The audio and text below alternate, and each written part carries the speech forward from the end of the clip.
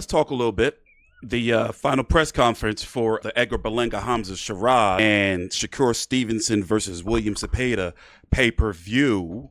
Yes, it's going to be $60 for this card. It's not in your regular DAZN subscription that now I paid $21 for. I'm pissed. I was paying like $10.59 a month up until this last month, and then I saw they charged me $21.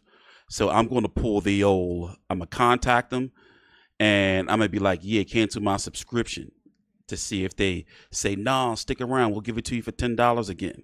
I'm going to try that shit. But in reality, I'm about to go from them, because it's like, I don't cover enough boxing these days, even though I want to. Oh, wait, I can't show this highlight. That's going to get me copyrighted. The zone is just a little bit too much, man.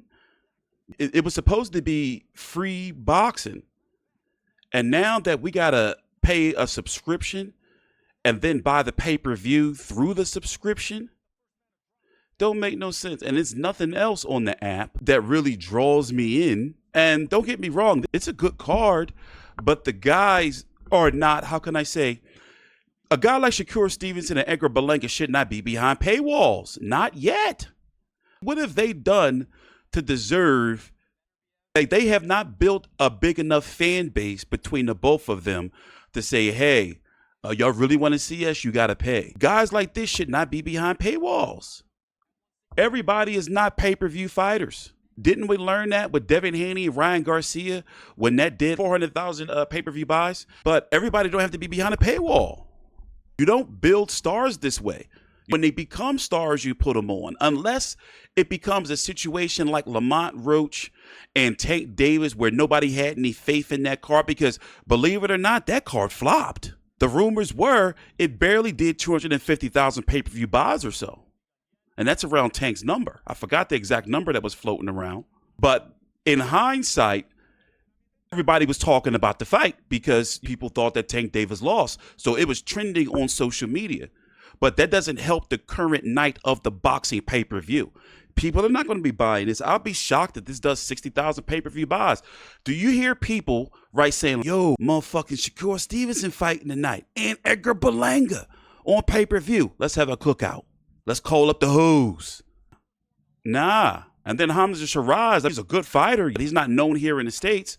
So he's trying to make a name for himself. And Berlanga, I ain't gonna lie, I found him to be kind of delusional. He thinks he's some star for getting beat up by Canelo. That don't make no sense. So they're selling this fight to us hardcores, really. But in reality, boxing is in a weird place. And as you can see the title with the video, boxing is in a really weird place right now where we're getting good fights. And if you notice, look how quickly that Usyk Fury trilogy happened. The fights are happening on time, finally. They're not bullshitting around anymore, finally. But boxing is not moving like it used to. That's why you got Netflix in the game. Boxers are inactive because the purses can't be afforded anymore.